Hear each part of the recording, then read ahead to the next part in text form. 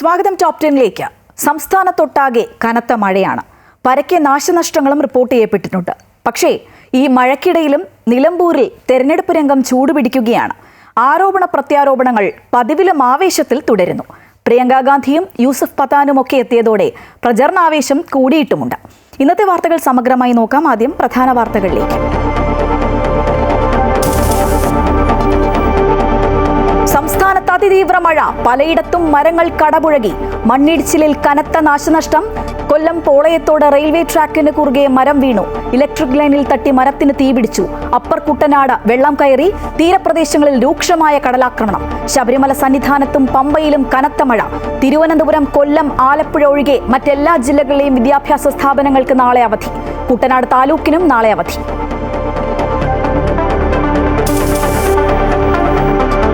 മഴയത്തും നിലമ്പൂരിൽ ചൂടുപിടിച്ച പ്രചാരണം. ജമാഅത്തെ ഇസ്ലാമി ബന്ധത്തിൽ പ്രിയങ്ക ഗാന്ധി നിലപാട് വ്യക്തമാക്കണമെന്ന് ആവർത്തിച്ചു CPM. മുഖ്യമന്ത്രിയാണ് ആദ്യമായി ജമാഅത്തെ സ്വാഗതം ചെയ്തതെന്ന് UDF. ചരിത്രം വഞ്ചനയ്ക്കും വഞ്ചകർക്കും മാപ്പ് കൊടുക്കില്ല എന്ന് മുഖ്യമന്ത്രി. കോൺഗ്രസ് റീൽസ് പാർട്ടിയെന്ന് BJP. പ്രചരണത്തിൽ പങ്കെടുത്ത് പ്രിയങ്ക ഗാന്ധിയും യൂസഫ് പത്താൻ.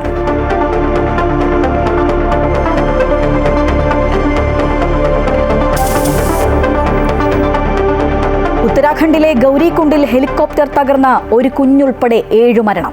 അപകടത്തിൽപ്പെട്ടത് ചാർധാം തീർത്ഥാടകരുമായി പോയ സ്വകാര്യ ഹെലികോപ്റ്റർ. അഹമ്മദാബാദ് വിമാന ദുരന്തത്തിൽ 274 പേർ മരിച്ചതായി ഗുജറാത്ത് സർക്കാരിന്റെ കണക്ക്.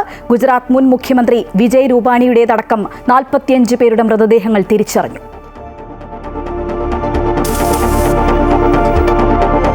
ഇറാൻ ഇസ്രയേൽ ഏറ്റുമുട്ടൽ രൂക്ഷം. ഇറാനിലെ ഗ്യാസ് ഫീൽഡും എണ്ണപ്പാടവും പ്രതിരോധ മന്ത്രാലയവും ആക്രമിച്ച് ഇസ്രയേൽ. തിരിച്ചടിച്ച് ഇറാൻ. ഇസ്രയേൽ ആക്രമണം അവസാനിപ്പിച്ചാൽ പിൻവാങ്ങാം എന്ന് ഇറാൻ. അമേരിക്കയെ ആക്രമിച്ചാൽ ഇതുവരെ കാണാത്ത തിരിച്ചടി ഉണ്ടാകുമെന്ന ഇറാന് ട്രംപിന്റെ മുന്നറിയിപ്പ്. G7 ഉച്ചകോടിക്ക് നാളെ തുടക്കം. പ്രധാനമന്ത്രി നരേന്ദ്രമോദി പങ്കെടുക്കും.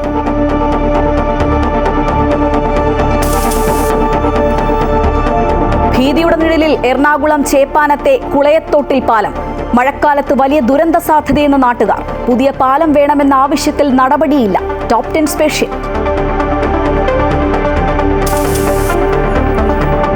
പൂനെയിൽ പാലം തകർന്ന് വൻ അപകടം. 6 മരണമെന്ന് റിപ്പോർട്ട്. തകർന്നത് ഇന്ദ്രായണി പുഴയ്ക്ക് കുറുകെയുള്ള ഇരുമ്പ് പാലം. നിരവധി പേരെ പുഴയിൽ വീണ് കാണാതായി.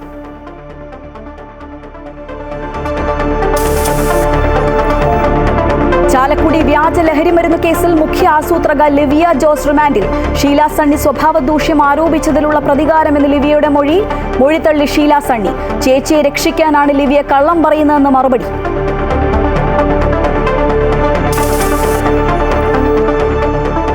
ഫിഫ ക്ലബ് ലോകകപ്പിൽ ഓക്ലൻഡിനെതിരെ 4 ഗോളിന് ബയേൺ മ്യൂണിക് മുന്നിൽ.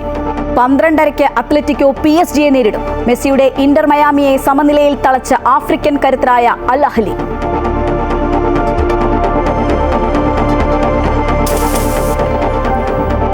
തിരുവനന്തപുരം കരമനയിൽ ദമ്പതികൾ വീടിനുള്ളിൽ മരിച്ച നിലയിൽ. സതീശനെ കഴുത്തറുത്ത നിലയിലും ഭാര്യ ബിന്ദുവിനെ തൂങ്ങി മരിച്ച നിലയിലും കണ്ടെത്തി.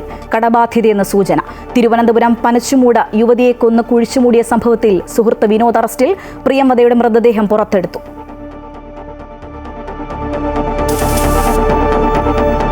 Story of the day. ആമ്പലിലാറാടി മലരിക്കൻ.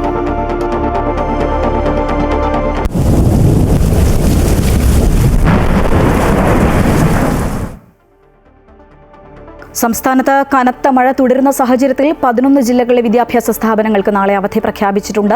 വരും മണിക്കൂറിൽ മഴ ശക്തമാകും. കാസർഗോഡ്, വയനാട്, കോഴിക്കോട്, മലപ്പുറം, കണ്ണൂർ ജില്ലകളിൽ നാളെ റെഡ് അലർട്ടും. പാലക്കാട്, തൃശൂർ, എറണാകുളം, ഇടുക്കി, കോട്ടയം ജില്ലകളിൽ ഓറഞ്ച് അലർട്ടുമാണ് പ്രഖ്യാപിച്ചിരിക്കുന്നത്. വിവരങ്ങളുമായി ദേവിക ചന്ദ്രൻ ചേരുകയാണ്. ദേവിക, ഈ അടുത്ത മണിക്കൂറുകളിൽ അല്ലെങ്കിൽ അടുപ്പിച്ചടുപ്പിച്ചാണ് ഈ അവധിയൊക്കെ വന്നത്. അതുകൊണ്ട് തന്നെ ആളുകൾക്ക് ചെറിയൊരു കൺഫ്യൂഷനൊക്കെ ഉണ്ടാകും. അത് മാറ്റിക്കൊടുക്കുക എന്നുള്ളതാണ് ഏറ്റവും പ്രധാനം. ഏതൊക്കെ ജില്ലകളിലാണ് അവധി പ്രഖ്യാപിച്ചിട്ടുള്ളത്? തീർച്ചയായിട്ടും ശ്രീജ, ഇപ്പോൾ 11 ജില്ലകളിലാണ് ആകെ സംസ്ഥാനത്ത് അവധി പ്രഖ്യാപിച്ചിട്ടുള്ളത്. തിരുവനന്തപുരം, കൊല്ലം, ആലപ്പുഴ ജില്ലകളിലൊഴികെ മറ്റെല്ലാ ജില്ലകളിലും ഇത്തരത്തിൽ വിദ്യാഭ്യാസ സ്ഥാപനങ്ങൾക്ക് അവധി പ്രഖ്യാപിച്ചിട്ടുണ്ട്. അതിൽ കണ്ണൂർ, കോഴിക്കോട് ജില്ലകളിൽ സ്കൂളുകൾക്ക് മാത്രമാണ് നിലവിൽ അവധി പ്രഖ്യാപിച്ചിട്ടുള്ളത്. മലപ്പുറം, വയനാട് ജില്ലകളിലെ റെസിഡൻഷ്യൽ സ്കൂളുകൾക്ക് അവധി ബാധകമല്ല. ബാക്കി എല്ലാ സ്ഥലങ്ങളിലും പ്രൊഫഷണൽ കോളേജുകൾ ഉൾപ്പെടെയുള്ള വിദ്യാഭ്യാസ സ്ഥാപനങ്ങൾക്ക് നാളെ അവധിയാണ്. സംസ്ഥാനത്ത് ഇത്തരത്തിൽ പടിഞ്ഞാറൻ കാറ്റ് ശക്തമായി തുടരുന്നതിനാൽ അതിതീവ്ര മഴയാണ് തുടരുന്നത്. കേരള, കർണാടക, ലക്ഷദ്വീപ് തീരങ്ങളിൽ മത്സ്യബന്ധനത്തിന് 19-ാം തീയതി വരെ വിലക്കുണ്ട്. ശക്തമായ തിരമാലകൾക്കും കടൽക്ഷോഭത്തിനും സാധ്യതയുണ്ട്. അതുകൊണ്ട് മത്സ്യബന്ധനത്തിന് പോകരുത്. ഇത്തരത്തിൽ കടലിലിറങ്ങിയുള്ള വിനോദങ്ങളൊക്കെ ഒഴിവാക്കണമെന്നും കാലാവസ്ഥാ നിരീക്ഷണ കേന്ദ്രം മുന്നറിയിപ്പ് നൽകുന്നുണ്ട്. നാളെ 5 ജില്ലകളിൽ നിലവിൽ റെഡ് അലർട്ട് പ്രഖ്യാപിച്ചിട്ടുണ്ട്. കഴിഞ്ഞ ദിവസങ്ങളിൽ തുടരുന്ന മഴയിൽ കനത്ത നാശനഷ്ടമാണ് സംസ്ഥാനത്തൊട്ടാകെ അനുഭവപ്പെടുന്നത്. തെക്കൻ ജില്ലകളിൽ പൊതുവെ അതിതീവ്രമായിട്ടുള്ള മഴ മുന്നറിയിപ്പില്ലെങ്കിലും അതിശക്തമായിട്ടുള്ള മഴ തന്നെയാണ് ലഭിക്കുന്നത്. ശ്രീജ. ശരി ദേവിക, സംസ്ഥാനത്ത് കനത്ത മഴ തുടരുന്ന സാഹചര്യത്തിൽ 11 ജില്ലകളിലെ വിദ്യാഭ്യാസ സ്ഥാപനങ്ങൾക്കാണ് അവധി പ്രഖ്യാപിച്ചിട്ടുള്ളത്. വിവരങ്ങളുമായി ഒപ്പം ചേരുകയായിരുന്നു ദേവിക ചന്ദ്രൻ. സംസ്ഥാനത്ത് തുടരുന്ന ശക്തമായ മഴയിൽ നാശനഷ്ടങ്ങളും വർദ്ധിക്കുകയാണ്. കോട്ടയത്ത് മരം റോഡിലേക്ക് കടപുഴകി വീണു. കളമശ്ശേരിയിൽ വെള്ളക്കെട്ട് അതിരൂക്ഷമാണ്. സംസ്ഥാനത്തിന്റെ പല ഭാഗങ്ങളിലും വീടുകൾ തകർന്നു വീണു.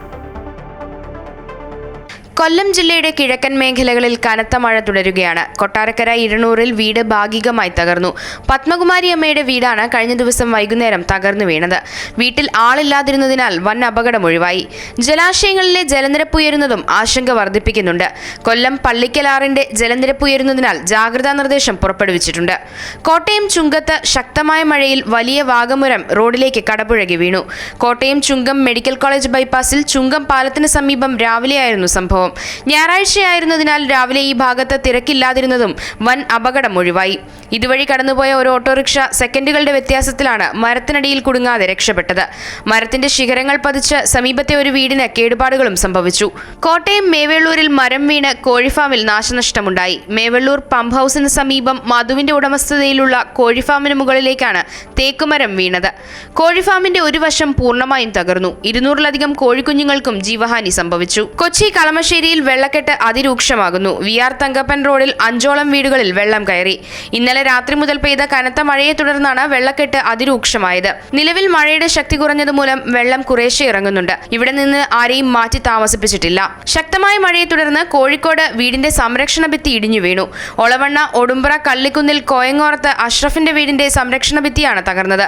15 മീറ്ററോളം കരിങ്കൽക്കെട്ടാണ് ഇടിഞ്ഞു വീണത്. സംഭവത്തിൽ ആളപായമൊന്നുമില്ല.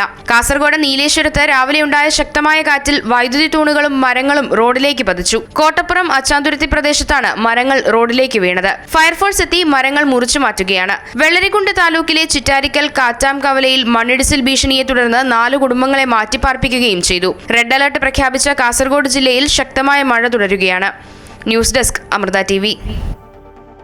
കൊല്ലം പോളയത്തോട് റെയിൽവേ ട്രാക്കിന് കുറുകെ മരം വീണു. ഇലക്ട്രിക് ലൈനിൽ തട്ടി മരത്തിന് തീപിടിച്ചു. പുനലൂർ പാസഞ്ചർ ട്രെയിൻ സംഭവസ്ഥലത്തിന് തൊട്ടടുത്ത് വരെ എത്തിയപ്പോഴായിരുന്നു അപകടം. പുനലൂർ പാസഞ്ചർ സ്ഥലത്ത് പിടിച്ചിട്ടിരിക്കുകയാണ്. ഏറനാട് എക്സ്പ്രസ് കൊല്ലം റെയിൽവേ സ്റ്റേഷനിൽ പിടിച്ചിട്ടു. ഫയർഫോഴ്സ് എത്തി മരങ്ങൾ മുറിച്ചു മാറ്റുന്നുണ്ട്. എങ്കിലും ട്രാക്കിലൂടെയുള്ള ട്രെയിൻ ഗതാഗതം പുനഃസ്ഥാപിക്കാൻ മണിക്കൂറുകൾ എടുക്കുമെന്നാണ് അറിയുന്നത്.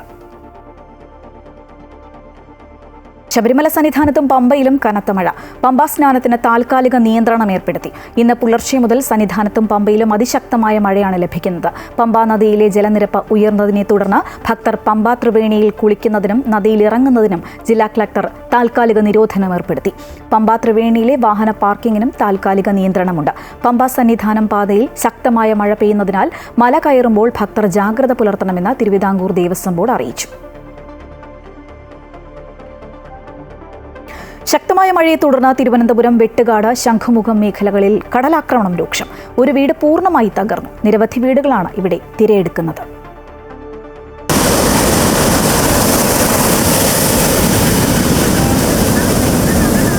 അതിശക്തമായ കടൽക്ഷോഭത്തിൽ ശംഖുമുഖം വെട്ടുകാട് തീരങ്ങളിൽ വൻ കരയിടിച്ചിലാണ് ഉണ്ടാകുന്നത്. വീടുകളുടെ സംരക്ഷണത്തിനായി മണൽച്ചാക്കുകൾ അടുക്കുകയാണ് തീരവാസികൾ.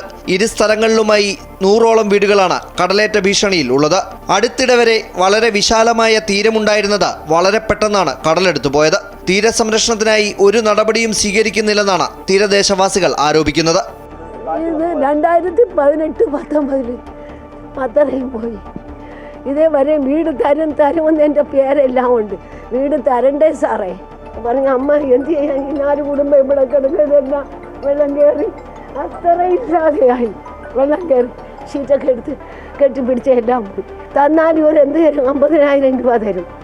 ആ 50,000 വാങ്ങിച്ച് ഞങ്ങൾ എന്ത് ചെയ്യും? ഞങ്ങൾക്ക് വീട് പണി ചെയ്ത് എല്ലാം കഴിഞ്ഞ് കിടക്കയില്ലേ. ഞങ്ങൾക്ക് ഫ്ലാറ്റ് തന്നെ ഞങ്ങൾ ഇവിടെ നിന്ന് ഒഴിപ്പിച്ച് വിടുക. ഫ്ലാറ്റ് തന്നാൽ മതി. പേടിച്ചാണ് രാത്രിയും പകലും കഴിയുന്നത്. വളർന്ന കുട്ടികളെയും വെച്ചുകൊണ്ട് എവിടെ പോകും? ഞങ്ങൾക്ക് പോകാൻ വേറെ സ്ഥലങ്ങളില്ല.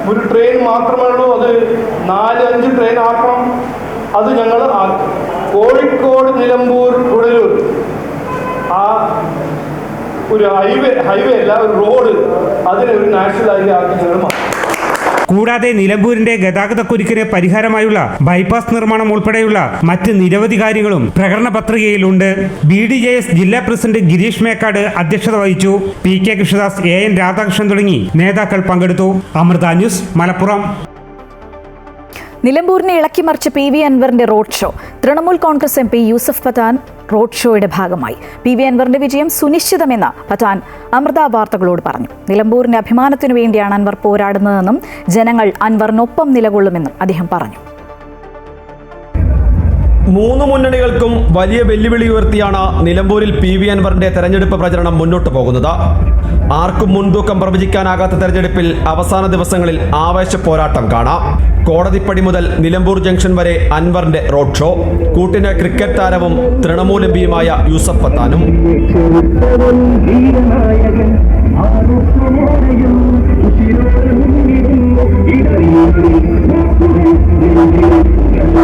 കഴിഞ്ഞ കാലങ്ങളിൽ അൻവർ നടത്തിയ വികസനങ്ങൾ വോട്ടാകുമെന്ന് യൂസഫ് പത്താൻ അമൃത വാർത്തകളോട് പറഞ്ഞു. തന്റെ കുടുംബത്തെ പോലെ നിലമ്പൂരിലെ ജനങ്ങളെ സ്നേഹിച്ച ആളാണ് PV അൻവർ. അവർ അൻവറിനെ കൈവിടില്ല. अनवर जी यहाँ पर लोगों के लिए हमेशा काम करते रहते और उनको जो लोगों के लिए काम करना भी पसंद है, क्योंकि उनके फैमिली में भी बहुत लोगों ने लोगों के लिए काम किया है, आज़ादी के लड़ाई लड़े हैं. तो वो चीज़ उनको एक अलग दिखाता है कि जो इंसान अपने स्वाभिमान के लिए खड़ा है, अपने लोगों के स्वाभिमान के लिए खड़ा है, उनके लिए लड़ता रहता है. तो ये सबसे अलग और അൻവർ ഉണ്ടാക്കിയ സ്വാധീനം നിലമ്പൂരിൽ ഒരു കാലത്ത് പോകില്ല. അതുകൊണ്ട് തന്നെ ജയം ഉറപ്പ്. वो ऑलरेडी इम्पैक्ट डाल चुके हैं और इतने सालों से इम्पैक्ट डालते आए हैं और ये आने वाले जो सालों में भी बहुत बड़ा रोल प्ले करेंगे यहाँ के लोगों के लिए. तो वो एक ऑलरेडी मैच विनर है. उनकी जगह न तो कोई ले सकता है और न तो किसी को उनकी जगह पे लाया जा सकता है. अनवर जी खुद एक बड़े इम्पैक्ट प्लेयर है इस गेम में. അതേസമയം പിണറായി സത്തിന് അന്ത്യം ഈ തെരഞ്ഞെടുപ്പ് കുറിക്കുമെന്ന് PV അൻവർ ആവർത്തിച്ചു. പ്രയാസത്തിന്റെ അവസാനത്തെ ആണിക്കല്ല് നിലമ്പൂരിൽ അടിക്കുമെന്നാണ് രാജിവെച്ചപ്പോൾ പറഞ്ഞത്. അത് സംഭവിച്ചിരിക്കും. കനത്ത മഴയിലും 100 കണക്കിന് പ്രവർത്തകരാണ് അൻവറിനൊപ്പം നിലമ്പൂർ ഇളക്കിമറിച്ചത്. അൻവർ ഇവിടെ ജയിക്കും. അൻവർ എന്താണെന്നുള്ളത് നിലമ്പൂരിലെ ജനത തിരിച്ചറിഞ്ഞു എന്ന് തന്നെയാണ് വ്യക്തമാക്കുന്നത്. ക്യാമറമാൻ മനോജ് പേരാമ്പ്രയ്ക്കൊപ്പം KK പ്രശാന്ത്. കോഴിക്കോട് പുന്നക്കലിൽ KMCCയുടെ കുടുംബസംഗമവുമായി ബന്ധപ്പെട്ട മുസ്ലിം ലീഗിൽ വിഭാഗീയത രൂക്ഷം. PV അൻവറിനെ കുടുംബസംഗമത്തിലേക്ക് ക്ഷണിച്ചതിനെ ചൊല്ലിയാണ് വിവാദം. അൻവർ പങ്കെടുത്തില്ല എങ്കിലും ലീഗിന്റെ പ്രവാസി സംഘടനയായ KMCCയുടെ നിലപാടിനെതിരെയാണ് ഒരു വിഭാഗം രംഗത്തെത്തിയത്. മുസ്ലിം ലീഗിന്റെ പ്രവാസി സംഘടനയായ KMCCയുടെ കുടുംബസംഗമം ഇന്നലെ തിരുവമ്പാടി പുന്നക്കലിലാണ് സംഘടിപ്പിച്ചത്. മുൻ നിലമ്പൂർ MLA PV അൻവറിനെയായിരുന്നു മുഖ്യ അതിഥിയായി ക്ഷണിച്ചിരുന്നത്. പരിപാടിയിൽ അൻവർ പങ്കെടുത്തില്ലെങ്കിലും KMCCക്കെതിരെ ലീഗ് രംഗത്തു വന്നു. UDF സ്ഥാനാർത്ഥിക്കെതിരെ നിലമ്പൂരിൽ മത്സരിക്കുന്ന PV അൻവറിനെ പരിപാടിയിൽ ക്ഷണിച്ചത് മുസ്ലിം ലീഗ് നേതൃത്വത്തെ ചൊടിപ്പിച്ചിട്ടുണ്ട്. പാർട്ടി അറിവോടെയല്ല കുടുംബസംഗമം നടന്നതെന്നാണ് മുസ്ലിം ലീഗ് ജനറൽ സെക്രട്ടറി PMA സലാമിന്റെ നിലപാട്. പാർട്ടിയിൽ നിന്ന് പുറത്താക്കിയ ചിലരാണ് പരിപാടി സംഘടിപ്പിച്ചതെന്നും ലീഗ് നേതാക്കൾ പറയുന്നു. അതേസമയം മുസ്ലിം ലീഗ് നേതൃത്വത്തെ വെല്ലുവിളിച്ചായിരുന്നു KMCC കുടുംബസംഗമം. ഇവിടെ ഇരിക്കുന്ന നേതാക്കന്മാരെ കണ്ടിട്ടില്ല, എന്നെ കണ്ടിട്ടില്ല, വരരുത്തല് എന്ന് പറഞ്ഞ നിങ്ങളെയും കണ്ടിട്ടല്ല. ഇവർ വന്നിരിക്കുന്നത് മഹാനായ കായികമില്ലത്ത് മുഹമ്മദ് ഇസ്മായിൽ സാഹിബ് എന്ന് പറയുന്ന മഹാനേതാവിന്റെ വാക്കുകൾക്ക് കരുത്തു പകരാൻ വേണ്ടിയാണ് ഞാനും നിങ്ങളും ഈ ഹരിത രാഷ്ട്രീയത്തിന്റെ ഹരിതചന്ദ്രാരാങ്കിതമായ ഹരിത പതാക വാനിലേക്ക് ഉയർത്തിപ്പിടിച്ചുകൊണ്ട് നമ്മൾ മുന്നോട്ട് പോകുന്നത്. തിരുവമ്പാടി നിയോജക മണ്ഡലത്തിലെ ഏതെങ്കിലും മുസ്ലിം ലീഗുകാരനെയോ മുസ്ലിം ലീഗ് നേതാവിനെയോ കണ്ടിട്ടല്ല എന്ന് വളരെ ആത്മാർത്ഥമായി പറയാൻ ആഗ്രഹിക്കുകയാണ്. തിരുവമ്പാടി മണ്ഡലത്തിൽ വർഷങ്ങളായി തുടരുന്ന വിഭാഗീയതയാണ് KMCCയിലും പ്രതിഫലിച്ചത്. CP ചെറിയ മുഹമ്മദിന്റെയും CK കാസിമിന്റെയും നേതൃത്വത്തിൽ ലീഗിൽ 2 ചേരികളുണ്ട്. ഇവിടെ വിഭാഗീയത സംസ്ഥാന നേതൃത്വത്തിന് പലപ്പോഴും വലിയ തലവേദന തന്നെ സൃഷ്ടിക്കാറുമുണ്ട്. അമൃത ന്യൂസ്, കോഴിക്കോട്. അവഗണനയുടെ കഥ മാത്രമാണ് എന്നും നിലമ്പൂരിലെ ആദിവാസി ഊരുകൾക്ക് പറയാനുള്ളത്. 2018 മഹാപ്രളയത്തിൽ പുറം ലോകത്തെത്താനുള്ള ഏക മാർഗം ഒലിച്ചുപോയതോടെ ഒറ്റപ്പെട്ട അവസ്ഥയിലാണ് വഴിക്കടവ് പുഞ്ചക്കൊല്ലി ആദിവാസി നഗർ. തെരഞ്ഞെടുപ്പിൽ മാത്രം എത്തുന്ന രാഷ്ട്രീയക്കാരോട് ഇത്തവണ ആദിവാസി നഗറിലുള്ളവർക്ക് പറയാനുള്ളത് പാലം നിർമ്മിച്ചു നൽകിയാൽ മാത്രമേ വോട്ടുള്ളൂ എന്നാണ്.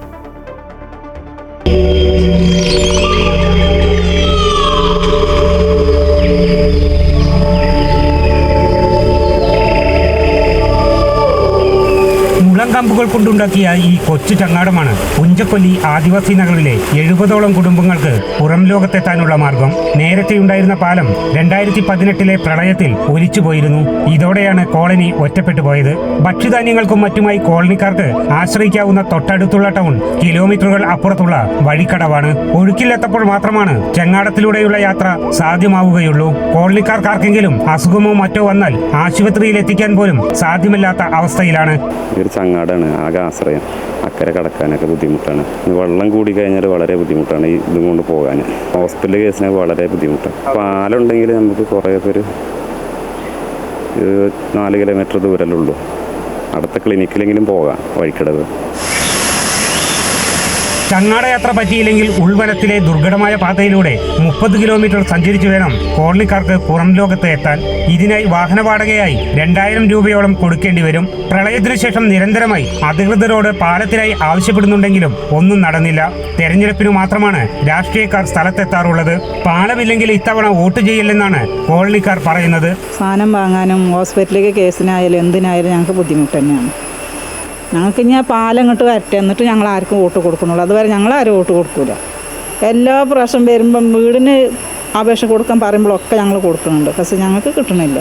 എൻ്റെ കയ്യിലുണ്ടെന്ന് ദിവസം പ്രളയത്തിൽ കിട്ടിയ പൈസ എടുത്തുകൊണ്ട് ഇവിടെ ഇങ്ങനെ ഒരു ഷെഡ് കെട്ടിയിട്ട് ഇവിടെ നിൽക്കുക. പാലം മാത്രമല്ല, വർഷങ്ങളായി വീടിന് അപേക്ഷ നൽകി കാത്തിരിക്കുന്നവരും നിരവധി പേരുണ്ട്. വന്യജീവി ഭീഷണി നേരിടുന്ന പുഞ്ചക്കൊല്ലിക്കാർക്ക് പുറം ലോകത്തെത്താനുള്ള മാർഗം എത്രയും പെട്ടെന്ന് നടപ്പിലാക്കണമെന്നാണ് നാട്ടുകാർ ആവശ്യപ്പെടുന്നത്. കനത്ത മലവെള്ളപ്പാച്ചിലിൽ കയറിൽ തൂങ്ങിയുള്ള ഈ ചങ്ങാടയാത്ര പോലും അസാധ്യമാകും. അവഗണനയുടെയും ഒറ്റപ്പെടലിൻ്റെയും ദുരിതക്കയത്തിൽ നിന്ന് മോചനം ഇനി എന്നാണ് എന്ന ചിന്തയാണ് പുഞ്ചക്കൊല്ലിയിലെ ആദിവാസി സമൂഹം ഉന്നയിക്കുന്നത്. ക്യാമറാമാൻ അമർജിത്തിനോടൊപ്പം ടി അരവിന്ദൻ, അമൃത ന്യൂസ്. കൊല്ലത്ത് റെയിൽവേ ട്രാക്കിന് മുകളിലൂടെ മരം വീണ് തടസ്സപ്പെട്ട ട്രെയിൻ ഗതാഗതം ഭാഗികമായി പുനഃസ്ഥാപിച്ചു. ഒരു ട്രാക്കിലൂടെയുള്ള ഗതാഗതമാണ് പുനഃസ്ഥാപിച്ചത്. ഇരുഭാഗത്തേക്കും കടന്നുപോകേണ്ട ട്രെയിനുകൾ നിയന്ത്രണങ്ങളോടെ ഒരു ട്രാക്കിലൂടെയാണ് യാത്ര നടത്തുന്നത്. ഇലക്ട്രിക് ലൈൻ പൊട്ടിയ ട്രാക്കിലൂടെയുള്ള ഗതാഗതം പുനഃസ്ഥാപിക്കാൻ കൂടുതൽ സമയം വേണ്ടിവരുമെന്ന് റെയിൽവേ അധികൃതർ അറിയിച്ചു. കൊല്ലം പോളയത്തോടിന് സമീപത്തായിരുന്നു അപകടമുണ്ടായത്. ശക്തമായ കാറ്റിൽ ഒടിഞ്ഞു വീണ മരം ഇലക്ട്രിക് ലൈനിൽ തട്ടി തീപിടിച്ചു. ഒരു ട്രാക്കിലെ ഇലക്ട്രിക് ലൈൻ പൊട്ടിവീണു. ഈ സമയം ഇതുവഴി കടന്നുപോകാനായി എത്തിയ പാസഞ്ചർ ട്രെയിൻ സംഭവസ്ഥലത്തിന് തൊട്ടടുത്ത് വരെ എത്തിയിരുന്നു. ഫയർഫോഴ്സും റെയിൽവേ ജീവനക്കാരും നാട്ടുകാരും ചേർന്ന് മരങ്ങൾ മുറിച്ചുമാറ്റിയാണ് ഒരു ട്രാക്കിലൂടെയുള്ള ഗതാഗതം പുനഃസ്ഥാപിച്ചത്.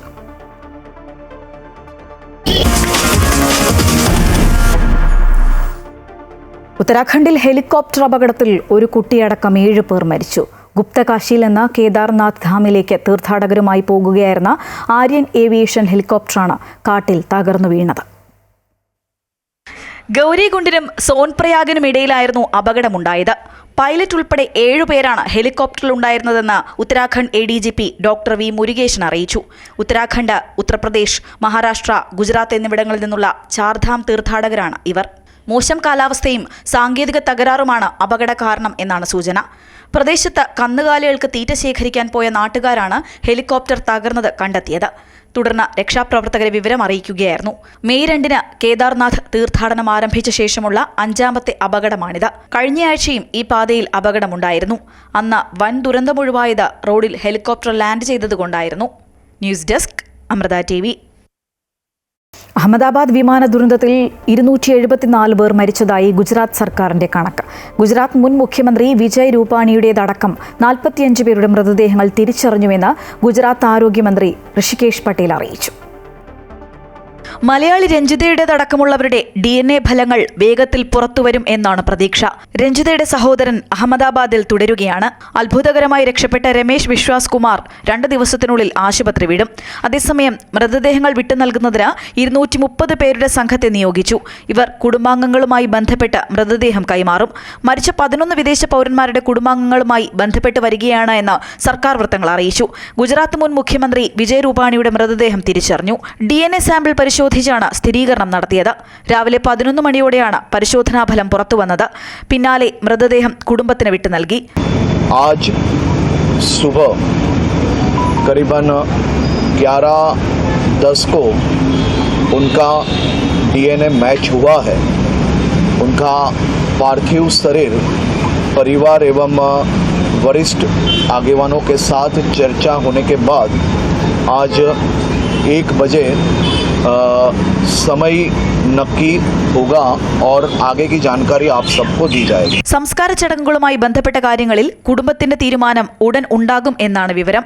വിമാന ദുരന്തം എങ്ങനെ ഉണ്ടായി എന്നതടക്കം പരിശോധിക്കാൻ പ്രത്യേക സംഘങ്ങളുടെ അന്വേഷണവും പുരോഗമിക്കുകയാണ്. 3 മാസത്തിനകം അന്വേഷണ സമിതി റിപ്പോർട്ട് സമർപ്പിക്കും. News desk, Amrita TV.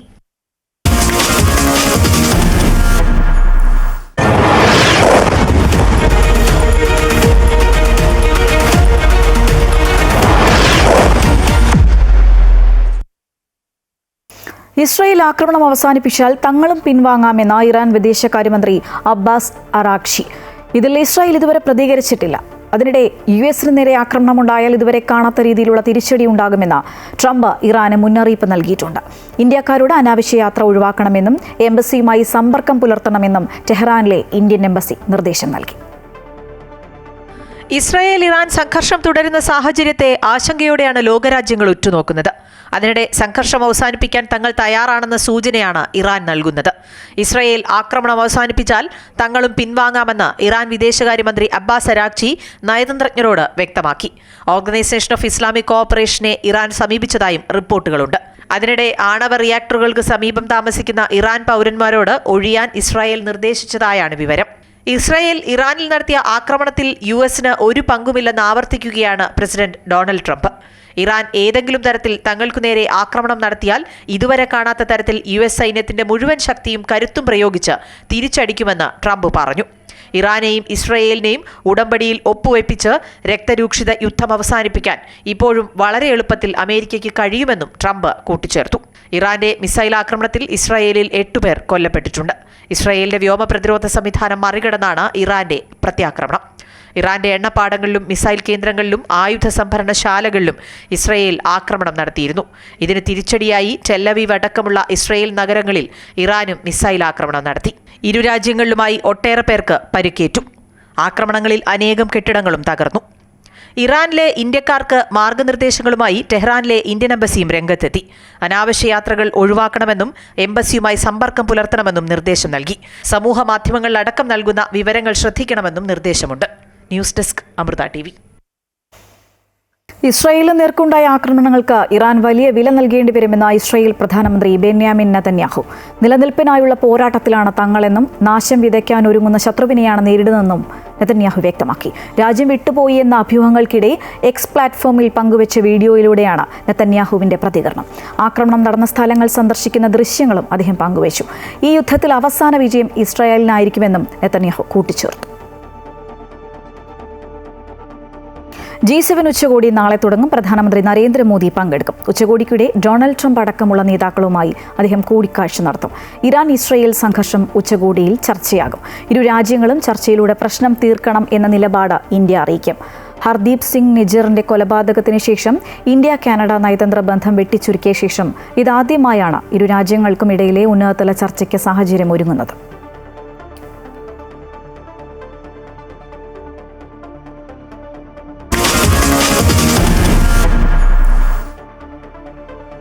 Malappuram Kooriyad ദേശീയപാത നിർമ്മാണത്തിൽ മാത്രമല്ല, കേരളത്തിലെ ജനങ്ങൾ സഞ്ചരിക്കുന്ന സാധാരണ റോഡിന്റെ കാര്യത്തിൽ പോലും അപകടകരമായ അനാസ്ഥ പുലർത്തുന്നത് മൂലം വലിയ ദുരന്തങ്ങളെ ക്ഷണിച്ചു വരുത്തുകയാണ്. നിരവധി വിദ്യാർത്ഥികളും യാത്രക്കാരും കടന്നുപോകുന്ന എറണാകുളം ചേപ്പാനത്തെ കുളയത്തോട്ടിൽ പാലം അപകടത്തിലാണ്. മഴക്കാലമായതോടെ വലിയ ദുരന്ത സാധ്യതയാണ് പ്രദേശത്തുള്ളത്. Top 10 special. 45 വർഷം പഴക്കമുള്ള പാലമാണ് കുളയത്തൊട്ടിൽ പാലം. ദിനംപ്രതി നിരവധി ആളുകളും വാഹനങ്ങളും കടന്നു പോകുന്ന പാലത്തിന്റെ ഒരു ഭാഗത്ത് വലിയ ഗർത്തമാണ് രൂപപ്പെട്ടിട്ടുള്ളത്. ഭാരം കൂടിയ വാഹനങ്ങൾക്കൊന്നും തന്നെ പാലത്തിനപ്പുറത്തേക്ക് സഞ്ചരിക്കാൻ പറ്റാത്ത സാഹചര്യമാണ്. നമ്മുടെ പഞ്ചായത്തിന്റെ ടെൻഡർ നടപടി എല്ലാം PWD പൊതുമരാമത്ത് വകുപ്പ് എല്ലാം 800 ലക്ഷം രൂപ 8 കോടി രൂപ അനുവദിച്ചിട്ടുണ്ട്. ഇനി ഈ പാലത്തിന് അനുവദിച്ചിട്ടുണ്ട്. എല്ലാ നടപടിയും എല്ലാം ആയിട്ടുണ്ട്. അപ്പോൾ ഉടൻ തന്നെ ഇതിൻ്റെ നടപടിക്രമങ്ങളെല്ലാം ആരംഭിക്കണമെന്നാണ് ഞങ്ങൾക്ക് പറയുന്നത്. പാലത്തിന്റെ അപകടാവസ്ഥ മൂലം ഏറ്റവും കൂടുതൽ ദുരിതമനുഭവിക്കുന്നത് ചേപ്പാനത്തെ പ്രൈമറി സ്കൂളിലെ അധ്യാപകരും കുട്ടികളുമാണ്. കുട്ടികൾക്കിപ്പോൾ സ്കൂൾ ബസ്സിൽ കയറണമെങ്കിൽ 1 കിലോമീറ്ററോളം നടക്കേണ്ട സാഹചര്യമാണ്. 5 വയസ്സിൽ താഴെയുള്ള കുട്ടികളെ ശ്രദ്ധാപൂർവം അധ്യാപകരാണ് സ്കൂൾ ബസ്സിനടുത്തേക്ക് എത്തിക്കുന്നത്. പാലത്തിന് കൈവരികളില്ലാത്തതും വലിയ അപകട സാധ്യതയാണ് ഉയർത്തുന്നത്. മഴക്കാലമായതോടെ തോട്ടിലെ ജലനിരപ്പും ഉയർന്നിട്ടുണ്ട്. കുട്ടികൾ കൈവിട്ടോടുകയോ മറ്റോ ഉണ്ടായാൽ പാലത്തിലുള്ള ഗർത്തത്തിൽ കുടുങ്ങി വലിയ അപകടമായിരിക്കും വിളിച്ചു വരുത്തുക. പാലത്തിന്റെ സിമന്റുകൾ ഇളകി തുടങ്ങിയെന്നും മരങ്ങളുടെ വേരിലൂന്നിയാണ് പാലം ഇപ്പോൾ നിലനിൽക്കുന്നതെന്നുമാണ് നാട്ടുകാർ പറയുന്നത്. പാലാവുന്നത്രയും വേഗം ശരിയാക്കട്ടെ എന്ന് ഞങ്ങളെല്ലാവരും ആഗ്രഹിക്കുന്നത്. കൊച്ചുമക്കളെ കൊണ്ടുവരാൻ പാടാണ്. തീരെ ചെറിയ കുട്ടികളായതുകൊണ്ടേ പ്രത്യേകിച്ച് PWD മാമൊക്കെ വന്നിട്ട് സംസാരിച്ചിരുന്നു. ഞങ്ങൾക്ക് സംസാരിച്ചിരുന്നു.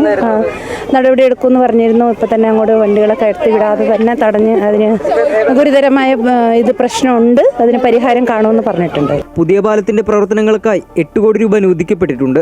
പൊതുമരാമത്ത് വകുപ്പിന്റെ നേതൃത്വത്തിൽ ഉടനെ പാലത്തിന്റെ നിർമ്മാണം ആരംഭിക്കുമെന്നാണ് അറിയുന്നത്.